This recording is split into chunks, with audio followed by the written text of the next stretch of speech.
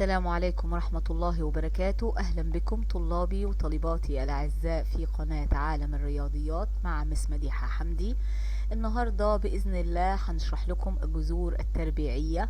تمام، هو مفروض ان هو قايل الجذور التربيعية والتكعيبية طبعا في كتاب المدرسة، بس احنا هنجزأها علشان خاطر تقدروا تفهموا كل الأفكار على الجذور التربيعية لحالها وعلى الجذور التكعيبية لوحدها.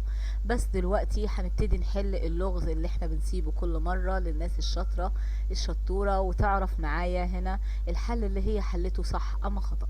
بيقول: اخترع الدكتور أحمد زويل كاميرا فائقة السرعة تستخدم أشعة الليزر لتصوير التفاعلات الكيميائية التي تحدث بسرعة هائلة أو بزمن صغير جدا يقاس بوحدة الفيمتو ثانية، وهي وحدة تعادل جزءا من مليون مليار جزء من الثانية. عبر عن هذه الوحدة بالصيغة العلمية. مبدئيا احنا لازم نعرف ان هنا هو بيتكلم على ايه، والفيمتو ثانية هي بتقدر جزء من مليون مليار جزء من الثانية. ده معناته ان احنا لو احنا قلنا مثلا المليون هيبقى 10 أس 6. تمام، ده هنا المليون. طيب المليار هتبقى هنا 10 أس 9. تمام، وهو هنا بيقدر بمليون مليار، مليون مليار، وهو حاصل ضرب المليون في المليار.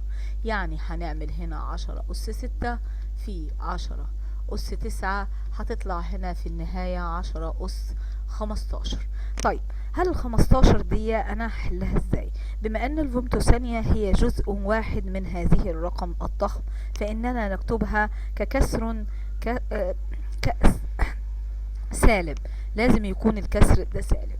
فانا لو حطيت هنا هحط مثلا 1، وهنعمل طبعا الرقم اللي هو بيبقى هنا 15 صفر، ده ان 6، هنا 7 8 9 10 11 12 13 15. تمام، انا لو عايزه اكتب الرقم ده بالصيغه العلميه انا هكتبه ازاي؟ هكتبه هنا طبعا 1 في 10 أس سالب 15، لأن هي دي هنا وحدات كبيرة، لأن بيقول جزء، واحنا قلنا مادام قال جزء يبقى بتبقى هنا أجزاء من 10، يعني هتبقى صغيرة، يعني هتاخدوا السالب مش الموجب. وبكده كانت حل المسألة بأن احنا نحرك الفاصل أو العلامة العشرية تمام ناحية اليسار لنعبر عن أصغر قيمة عن الجزء الصغير جدا من الثانية طبعا، وهو ده ابتكار عظيم من الدكتور أحمد زويل. تمام، بالنسبة للسؤال اللي بعده هنا بنقول: إذا كانت الكتلة مقدرة بالجرام اكتب كل مما يلي بالصيغة العلمية. ده سهل جدا، احنا مجرد ان احنا بنعد الارقام او الاصفار اللي عندنا دي وبنحط هنا قيمتها وبنضربها في 10 بجانب الأس بتاعها. طيب هنا لو احنا عدينا الارقام طبعا هي مكتوبة ناحية هنا الشمال، وزي ما يقول احنا هنطلع يمين، يبقى كده هيبقى طبعا الأس هنا بالسالب. هتبقى هنا عندنا لو اتحركنا وحركنا الارقام دي كلها هنلاقيها هنا 24، هتبقى 1.67 في 10 أس سالب 24. تمام، بالنسبة هنا للسؤال اللي بعده بيقول: كتلة القمر بيبلغ هذا الرقم. طبعا هنعد برضو الارقام دي لغاية هنا ما نوصل لل7. لازم ان هو يكون زي ما اتفقنا اكبر من او يساوي 1 واقل من 10.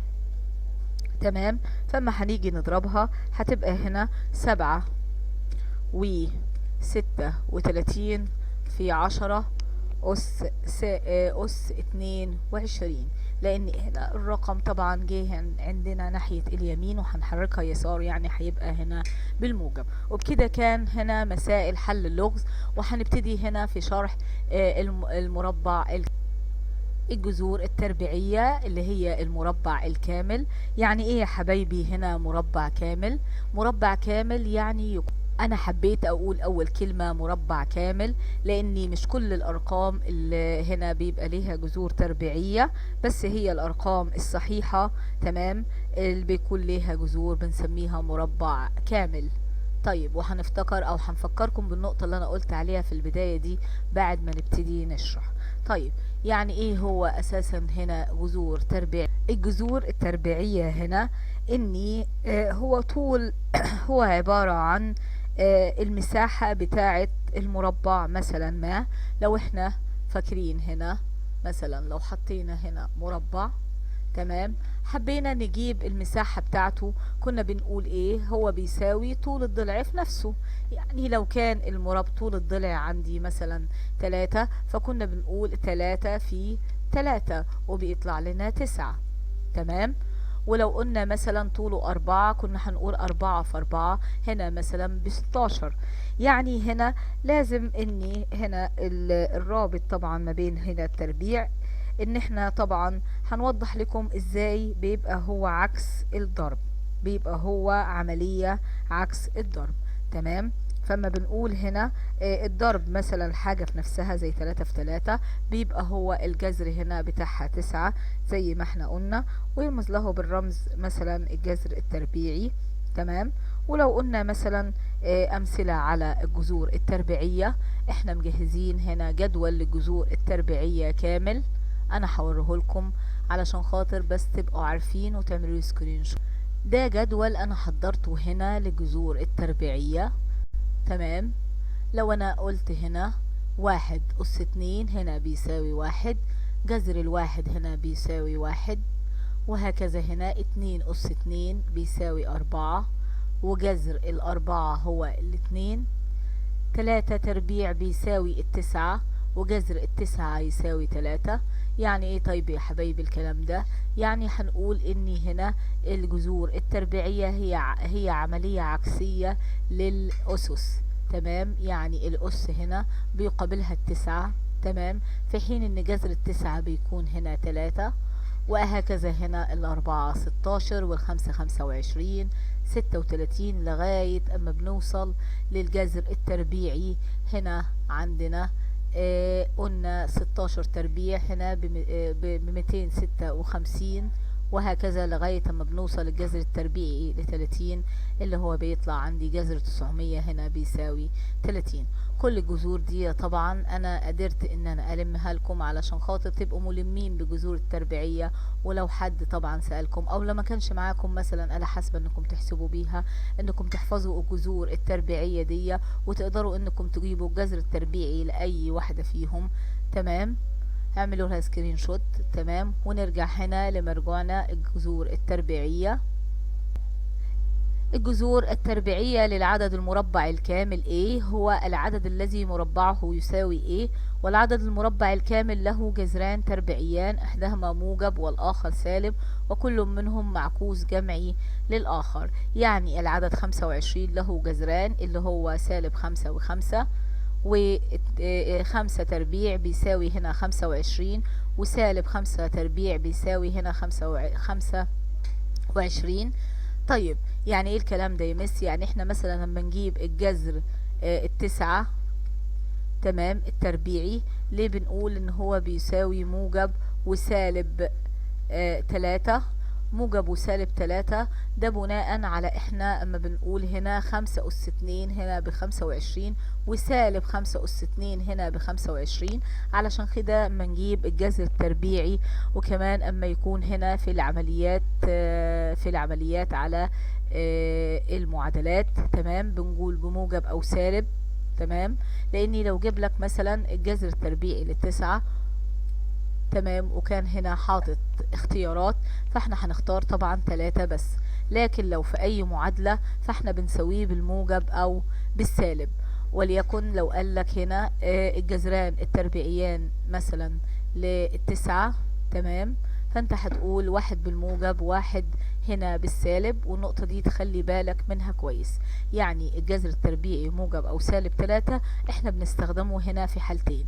اما يقول هنا هات الجذران التربيعية لهذا الرقم، تمام كده، واما يقول لي مثلا في معادلة او يحط لي مثلا الجذر ده يسويه لي بمعادلة. مثلا لو قال لي عندي هنا 4 زائد اكس بيساوي الكل تربيع، بيساوي عندي 9. ساعتها ان احنا طبعا علشان خاطر نتخلص من التربيع انا بحط هنا تحت الجذر التربيعي. تمام. ودي نقطة مهمة جدا انا هقولها ان شاء الله في المعادلات، بس انا حبيت اوضحها لكم دلوقتي علشان خاطر تعرفوا امتى تحطوا موجب وسالب 3، وتعرفوا امتى تحطوا 3 بس. تمام. فاحنا قلنا الحل في حل المعادلات لازم نحط موجب او سالب 3، لكن هنا لو كان طالب مني برضو الجذران التربيعيان برضو كان هيكون برضو موجب او سالب، لكن لو كان طالب مني عدد واحد فقط او قال الجذر التربيعي الموجب للعدد 4 هنكتبه 2 فقط، مش موجب او سالب. طيب، يعني هنا احنا عرفنا نفرق امتى نكتب موجب او سالب، وليه بنكتب موجب او سالب. زي ما قلنا هنا في الأسس ان هي مرة مثلا ممكن تبقى 5 أس 2 وسالب 5 أس 2، علشان كده بنعمل موجب او سالب.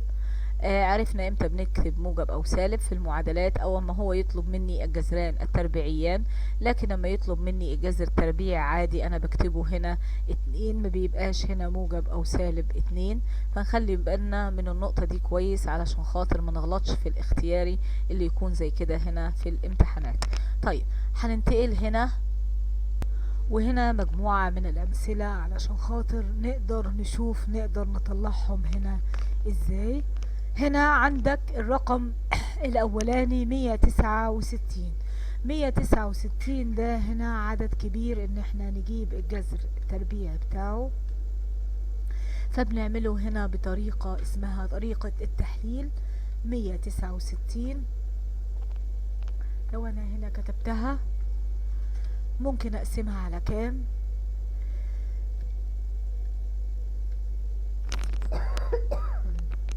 هتتقسم هنا على الاتنين. لو احنا هنا قسمناها على الاتنين، تمام، 169 على الاتنين هنا فيها 98. 98 هنا لو اتقسمت على الاتنين هتساوي هنا 49. 49 لو قسمناها على 7 هيطلع هنا فيها 7، وعلى 7 طبعا هنا فيها 1. يعني انا عندي مكررة هنا 2 2 و2 7. طيب، بنعملها ازاي؟ طبعا الجذر التربيعي بتاعها، فاحنا بنقول ان الاتنين هنا اتكررت مرتين عندي، فهناخد منهم 1. وهنا 7 هنا اتكررت برضو 2 عندي، فهناخد منهم 1، وهيبقى هنا الناتج هنا 14. يعني 196 هنا الجذر بتاعها هنا 14. ننتقل للسؤال اللي بعده، اللي السؤال رقم 2. خلاص نمسح المسودة دي. هنقول السؤال رقم 2 بيقول هنا سالب الجذر التربيعي 9 على 16. طيب، ده هو هنا مثال مباشر مفيهوش اي شيء. ده هنا هنقول رقم 1، هنا ده رقم 2. تمام. فهنقول هنا طبعا الجذر التربيعي هنا حاطط السالب، فمبدئيا انا هحط السالب، والسالب ده حبايبي لازم يبقى من بره، ما ينفعش ان هو يبقى من جوه. يعني ما ينفعش ان انا اكتب المثال ده هنا بالطريقة دي، ساعتها هتبقى اجابته فاي، او لو انت حطيتها على الكالكوليتر بتاعك هيطلع هنا ماس ايرور. فما ينفعش ان احنا نحط السالب تحت الجذر، لان هنا هيبقى عدد تخيلي، وده ان شاء الله تدرسوه في الصف الاول الثانوي. فاحنا هنقول سالب هنا، وجذر 9 طبعا انا عندي هيبقى هنا 3، وجذر 16 هيبقى عندي 4. وبكده هنا اتحلت المسألة التانية. بالنسبة للمسألة التالتة هنا بيقول الجذر التربيعي ل 64 جزء من 100. ازاي احنا بنحلها؟ احنا ممكن نحلها هنا بطريقتين. يا اما ان احنا بنقول 64 جزء من 100 ده ان احنا بنقول ان هو بيساوي قد ايه. بنساويه طبعا 64. لو احنا قلنا الجذر التربيعي هنا ال 64 هيطلع عندي هنا 64، هيطلع عندي هنا 8 من 10. تمام. يا اما نحله بطريقة تاني، ان انا اقول مثلا 64 على 100. يعني هنا عبارة عن 64 دي عندي الجذر اللي هو بتاع 64 اللي هو 8، وجذر 100 اللي هو 10، يعني 8 على 10. لو انا عملتها هنا كده هتبقى صحيحة وكده هتبقى صحيحة. طيب بالنسبة للسؤال اللي بعده بيقول هنا الجذر التربيعي ل6 وربع. طيب هو 6 وربع ده احنا لازم نحوله طبعا عشان هو عدد كسري، فلازم نحوله الى هنا كسر غير فعلي. فهنعمل هنا عندي في المسودة، نغير هنا اللون، هنقول هنا 6 وربع، هنقول 6 في 4 هنا ب24، وواحد هيدينا هنا 25 على 4. طيب هنا هنبتدي ان احنا نحطه تحت الجذر. مثال رقم 4، جذر هنا هتبقى 25 على 4، هيطلع هنا جذر 25 اللي هو 5، وجذر 4 اللي هو هنا 2، يعني هيطلع هنا 5 على 2. تمام كده، اللي هي بتساوي 2.5. تمام. وطبعا هنا العمليات دي علشان خاطر هنا محطوط موجب او سالب، علشان خاطر ما ننساهمش هنا موجب او سالب، لان هو هنا حاطط لي موجب او سالب. بالنسبة للسؤال اللي بعده بيقول هنا جذر -3 على 5. طيب يا مس انتي قلت لنا هنا السالب طبعا تحت جذور التربيعية هنا ما ينفعش. ايوه هو ما ينفعش، بس هو هنا حاططهولك ما بين اقواس، ودي هنا بتبقى حالة خاصة احنا بنتعامل معاها تحت القيمة المطلقة. لو انا عملت هنا الرقم ده تحت القيمة المطلقة، تمام، فانا هحطه هنا تحت القيمة المطلقة علشان خاطر طبعا هيشيل السالب منه، وهيطلع لي في النهاية هنا ب3 على 5. ايا كان، حتى لو كان رقم تاني مثلا مديهولنا قايل لي مثلا 25 على 9 سالب الكل أس 2، وحطهولي هنا تحت الجذر. انا مش بجيب هنا جذر 5 ولا حتى جذر 9، لانه هنا طبعا السالب هنا ما ينفعش، وما ينفعش ان احنا نجيب كده، فاحنا بنحطه تحت القيمة المطلقة، وبنقول هنا 25 على 9، وهنفكه هنا من الجذر، هنقول ان هو بيساوي 25 على 9 مباشرة، من غير ما بنجيب لا جذر 25 ولا جذر 9. بالنسبة للمثال اللي بعده هنا بيقول جذر 100 ناقص 36. طيب بنتعامل مع المسألة دي ازاي؟ هنمسح بس هنا علشان خاطر نوضح هنا ازاي نحلها. اولا هنا لو احنا عملنا هنطرح 100 ناقص 36، سواء عندي تحت الجذر موجب او عندي سالب، فاحنا بنطرح في البداية وبعد كده بنجيب الجذر. فانا لو قلت هنا جذر 100 ناقص 36 هيدينا هنا الجذر اللي هو عندي 64، وجذر 64 اللي هو هنا 8. وبكده احنا حلينا مجموعة من الأسئلة في أبسط صورة، تمام، علشان نوضح هنا جميع الأفكار اللي خاصة هنا بالنقطة دي. يا ريت حبايبي يكونوا هنا فهموها. واحنا هنعمل برضو دلوقتي سؤال اختبر فهمك علشان خاطر أشوف انتوا فهمتوا النقطة دي ولا لا. وانتقلنا لسؤال اختبر فهمك. احنا عايزين نفهم النقطة اللي احنا شرحناها دي كويس وانتوا فاهمينها ولا لا. فحبايب الشطار احنا هنحضر هنا التايم بتاعنا، بس انتوا توقفوا الفيديو وتبتدوا تحلوا زي ما اتفقنا.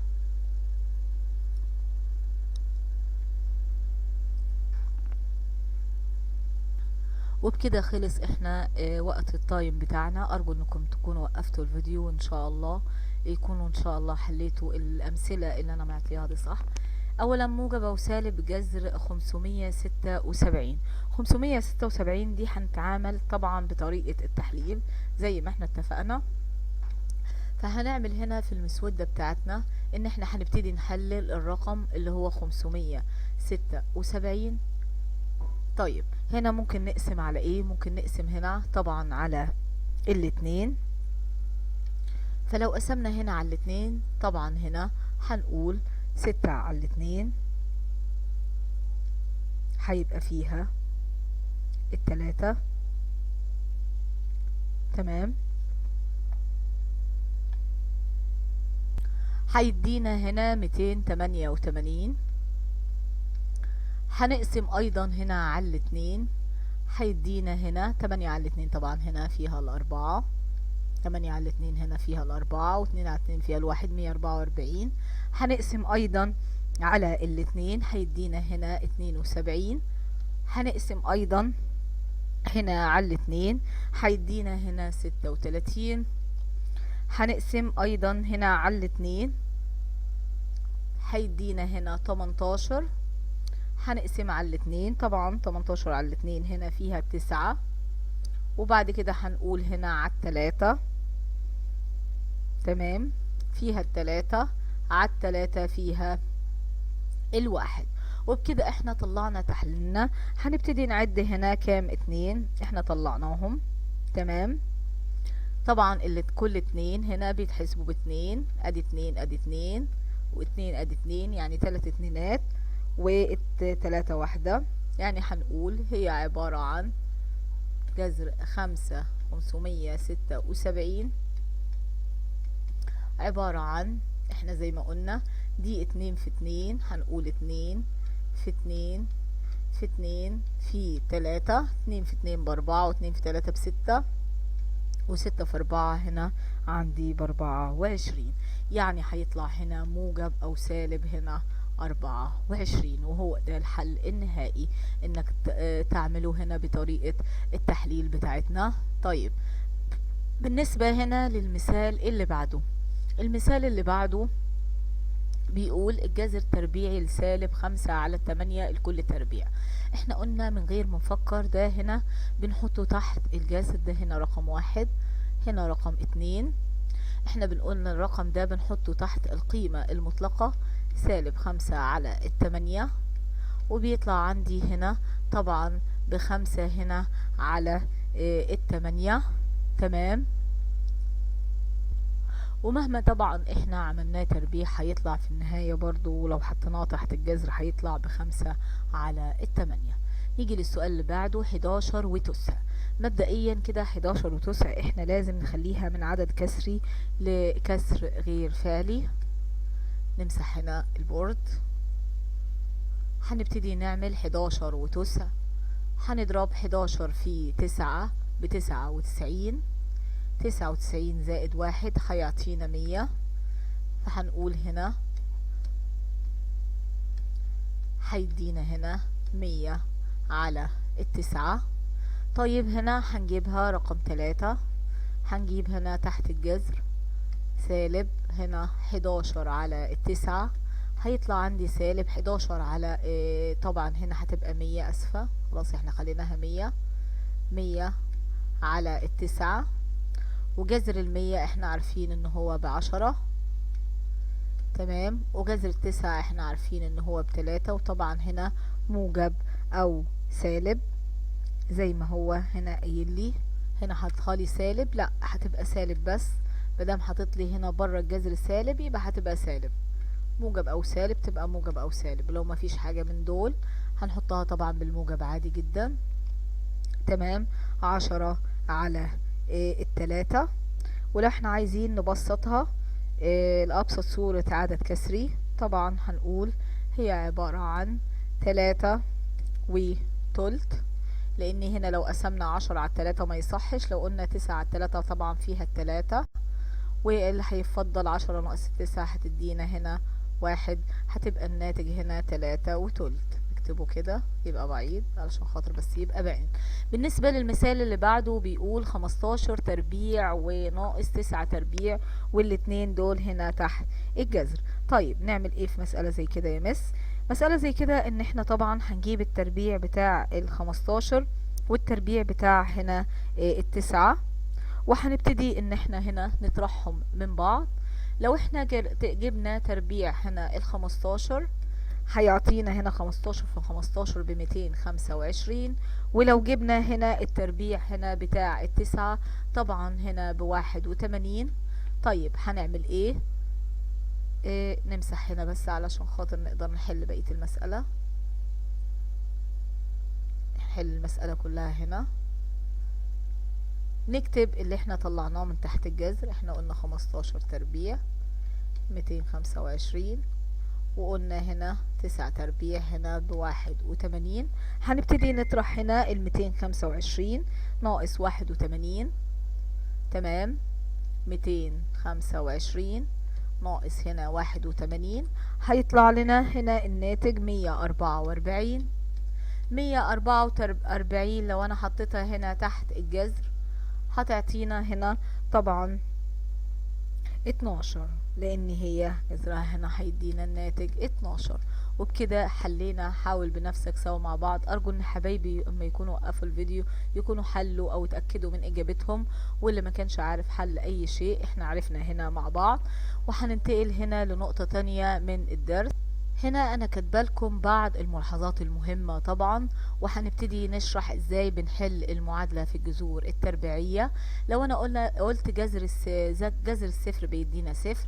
لو قلت هنا طبعا الجذر A تربيع زي ما خدنا في المسائل هنا بنحطه تحت القيمة المطلقة، فبنقول هنا جذر -7 تربيع بنحطه تحت القيمة المطلقة بيطلع لنا 7 زي ما احنا حليناه في المسائل، علشان خاطر تدونوا بس الملاحظة دي او تعملوا لها سكرين شوت.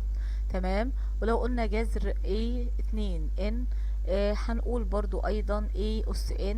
تمام كده، حيث ان عدد صحيح. فمثلا لو قلنا A أس 6، الستة دي لو احنا عايزين نحطها تحت القيمة المطلقة فاحنا هنا طبعا في 2 بس احنا مش بنكتبها. تمام، فساعتها هنقسم هنا 6 على 2 هيبقى A أس 3.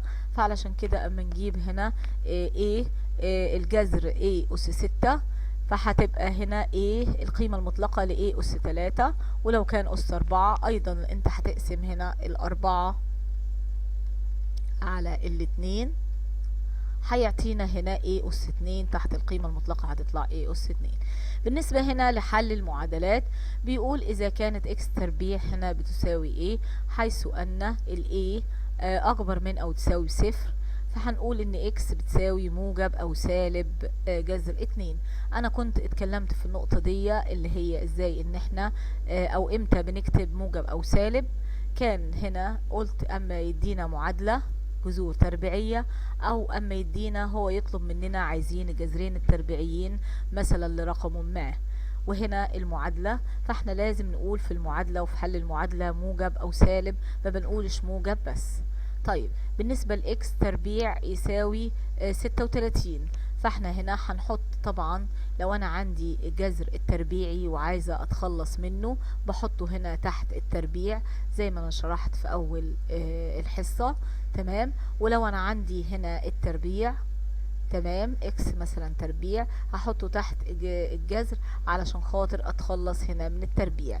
هنا هنتخلص هنا من التربيع، هنا هتفضل اكس، وهنا انا هتخلص من جذر تربيع جذر تربيعي بالتربيع هيطلع اكس، وهنا ايضا هتخلص من التربيع بالجذر التربيعي ايضا هيطلع اكس، وهو ده هنا المطلوب هنا في حل المعادلات. فلو قلت هنا اكس تربيع يساوي 36 فهيساوي اكس موجب او سالب جذر 36، يعني موجب او سالب هنا 6. تمام. دي هنا طريقة ازاي نحل المعادلة. هنأخذ هنا مثالين مباشرين هنا على المعادلة. هنبتدي هنا في حل المعادلة الأولى. عندي المعادلة الأولى هنا بتقول ايه؟ بتقول اكس تربيع زائد 1 يساوي 65. مبدئيا احنا هنا في اي حل معادلة وزي ما خدنا هنا قبل كده في حل المعادلات في الترم الأول، اما بيكون عندنا رقم زي كده بنجيبه بعكس اشارته. اذا هنا الاكس تربيع هيساوي 65 ناقص 1 هيساوي هنا 64. تمام. لو انا عايزه اتخلص هنا من التربيع انا قلت بحطه تحت الجذر التربيعي. تمام.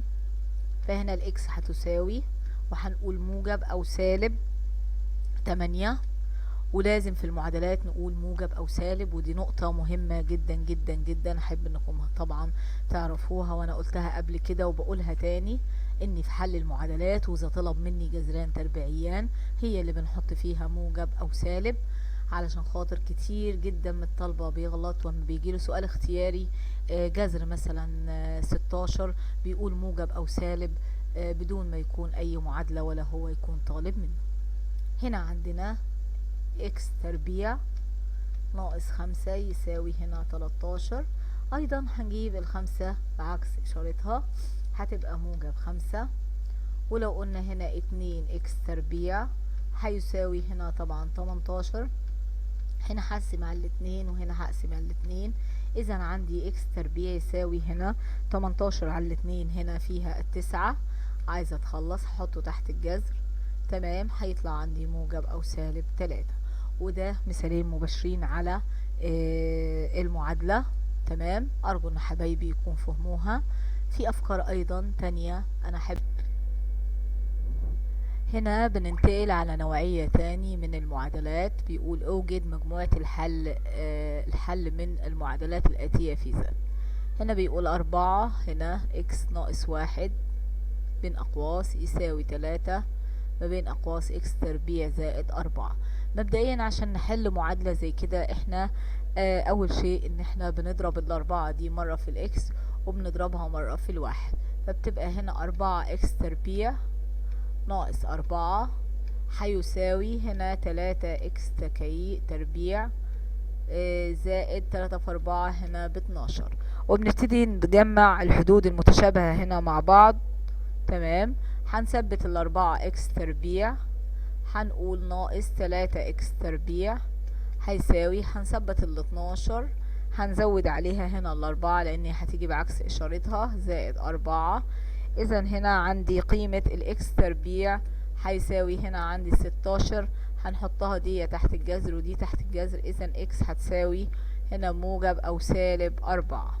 وموجب او سالب 4 دي طبعا هي بتنتمي هنا للزي، يعني الاتنين دول هنا بينتموا للزي. اذا عندي مجموعة الحل، نكتب مجموعة الحل هتساوي عندي 4 وسالب 4. دي نوعية من المعادلات ممكن تيجي. نوعية تاني كمان يقولك اوجد مجموعة الحل لكل من المعادلات الآتية في كيو. طيب، علشان خاطر هنا بنقول اكس زائد 3 لكل تربيع يساوي 27. في معلومة هنا حبايبي احب اقولها لكم، ان احنا لما بنحب نخلص من التربيع بنحطه تحت الجذر التربيعي. تمام، وكذلك العكس، لو عندنا جذر تربيعي هنتخلص منه هنا بالتربيع. فده اللي انا هعمله في المسألة دي. اول شيء هنا هحط داتا هنا تحت الجذر ودي كمان هنا تحت الجذر، فهنا التربيع خلاص اتشال، اذا اتفكت اكس زائد 3 و27. طبعا دي ملهاش جذر بس ممكن ان احنا نجيبها ان 27 عبارة عن 9 في 3. تمام، التسعة دي ليها جذر هنا هنجيبها هتساوي 3 جذر 3، فده اللي هنكتبه هنا 3 جذر 3. تمام، هنبتدي نجيب التلاتة دي من الطرف الآخر، هنا طبعا دي بالموجب أو بالسالب زي ما احنا اتفقنا، فهنقول اكس بتساوي سالب 3 موجب أو سالب 3 جذر 3. تمام، احنا لو بصينا على المسألة ان جذر 3 مش تبع الكيو اساسا، لان ده هتكون تبع اعداد كيو شرطة غير النسبية اللي ان شاء الله هتدرسوها في الصف الثاني الاعدادي. تمام، فهي كده هنقول ان الارقام دي طبعا هي لا تنتمي الى كيو. اذا مجموعة الحل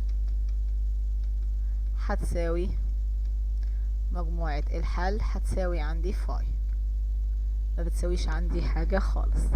طيب، ننتقل هنا جينا لسؤال اختبر فهمك. تمام، وده السؤال اللي قبل الاخير معانا قبل سؤال اللغز زي ما احنا اتعودنا حبايبي.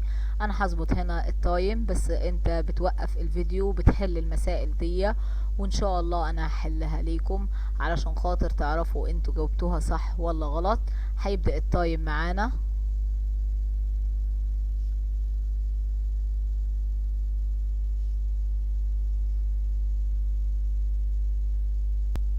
انتهى كده الوقت معانا، وهنبتدي ان احنا نعرف كل مسألة فيهم هتحلت ازاي. وحبايب الشطار اكيد وقفوا الفيديو علشان خاطر يسمعوا يشوفوا حلهم هنا صح ولا غلط. اول شيء هنا جذر ال16. جذر ال16 عندي احنا هنقول هنا مثال هو رقم 7. هنقول جذر ال16 اللي هو 4. حد يقول لي يا ميس طيب احنا هنحط موجب او سالب 4؟ هقول له لا حبيبي، انت بتحط 4 وقلنا موجب او سالب 4 في حالتين: اذا كانت داخل معادلة او عايز قيمة اكس، او اذا كان مثلا هنا مطلوب منك مثلا جذرين تربيعيين ليها. طيب سالب هنا سؤال رقم 8، ده هنا سؤال رقم 7. سؤال رقم 8 بيقول ايه عندي؟ سؤال رقم 8 بيقول هنا جذر سالب 100. طبعا المية اللي هي ال10، والسالب هنا هيخبط فيها هتبقى سالب 10. طيب بالنسبة للسؤال اللي بعده اللي هو السؤال رقم هنا 9. طيب احنا منحطش ارقام كده علشان خاطر انتوا متلخبطوش، احنا هنحل الاسئلة اهي ورا بعض. تمام. فالاولاني طلع عندي 4، التاني عندي طلع سالب اهو سالب 10. نعمل فاصل. رقم 9 هنا بيقول 2500، فدي هنا اما هنحطها تحت الجذر هتطلع بموجب او سالب 50، وانا هحط موجب او سالب طبعا عشان هو حاطط لي موجب او سالب. طيب بالنسبة للمسألة اللي بعدها اللي هي جذر سالب 4 على 9 الكل تربيع، احنا دي كنا اتكلمنا عليها، ومجرد ان احنا قلنا ان احنا بنحطها هنا داخل القيمة المطلقة اللي هي سالب 4 على 9، فبتقوم طلع علينا هنا ب4 على 9 بدون السالب. تمام. وهو ده بيكون حله. بالنسبة للمسألة اللي بعدها هنعمل ايضا فاصل. تمام. ده هنا بس هنا دي قيمة مطلقة. تمام كده. هنا دي قيمة مطلقة، نحط 9 زي ما هي. تمام. بالنسبة للسؤال اللي بعده بيقول هنا سؤال رقم 11: 81 جزء من 100 هيساوي قد ايه؟ هي ال81 دي اساسا جذرها طبعا ال9، يبقى هتدينا هنا 9 من 10. 9 من 10. بالنسبة اللي بعدها 36 زائد 64، طبعا هنا هنجمعهم مع بعض هيدونا هنا جذر 100. جذر 100 هنا عندي جذر 100 عندي هنا ب10. طيب والمسألة اللي بعدها هنا فيها فكرة، بيقول جذر 4 a تربيع و9 b تربيع. هي بس فكرة بسيطة يعني مش فكرة معضلة. تمام كده. مجرد ان احنا بنطلع هنا جذر ال4 اهو مثال رقم 13 هنا عشان بس تبقوا واخدين بالكم. يبقى هنقول هنا 2، وهنا طبعا ال A عندنا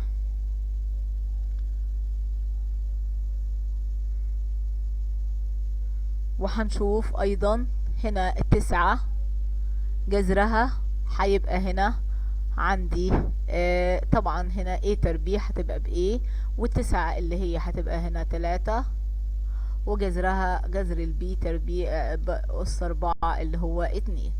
طيب بالنسبة للمثال اللي هو رقم 14 هنبتدي هنا نفك دول 2 أس 2 و 3 أس 2 نحله هنا. هنقول هنا 2 أس 2 جذر 2 أس 2 هنا 4، 3 أس 2 هنا 9، 6 أس 2 يعني هنا ب36. هنجمعهم مع بعض اللي هيدهولنا جذر 49. 49 اللي هي ب7. طيب ده بالنسبة للسؤال الأول. تمام. وده كان خاص بالجزئية الأولانية إن أنا بجيب هنا جذر التربيعي. طيب بالنسبة للسؤال اللي بعده هو تبعه برضو بس هنا اختصر إلى أبسط صورة.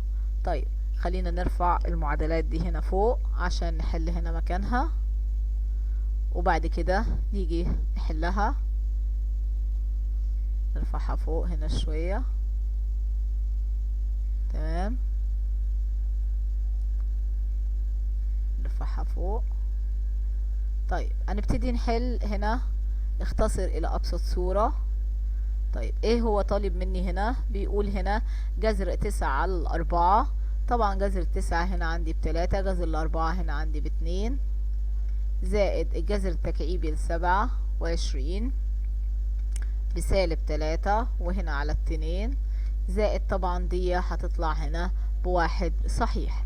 طيب هنا طبعا احنا لما جبنا الجذور التربيعية هنا دي متشابهة، فانا عايزة اخلي الواحد هنا متشابه زيهم. طبعا علشان خاطر اقدر اجمع كسور لازم تكون متحدي المقام، تمام، بقيمة 2/2. هنبتدي طبعا هنا جذر 3 مع جذر 3، 3/2 وسالب 3/2، تمام. هنا راحوا هما مع بعضيهم، تمام. هيفضل لي 2/2، يعني دي راحت مع دي، 2/2 هنا فيها ال1، ولو كنا خلينا ال1 كانت هتنفع. بالنسبة للي بعدها فهي بتقول هنا 3/2 الكل تربيع، تمام، جذر 25/4 زائد 125 تكعيبي ل64. طيب لو هنا عايزين نطلع هنا تربيع ال3 هيبقى 9، وهنا تربيع ال2 هيبقى 4، زائد هنا ال25 5، وهنا ده 2، زائد هنا 125 ايضا 5، وال64 هنا عندي بتبقى 4. طيب هنا في رقم فيهم هو عايزين نخليه متحد المقام زيهم علشان خاطر اقدر اجمعه.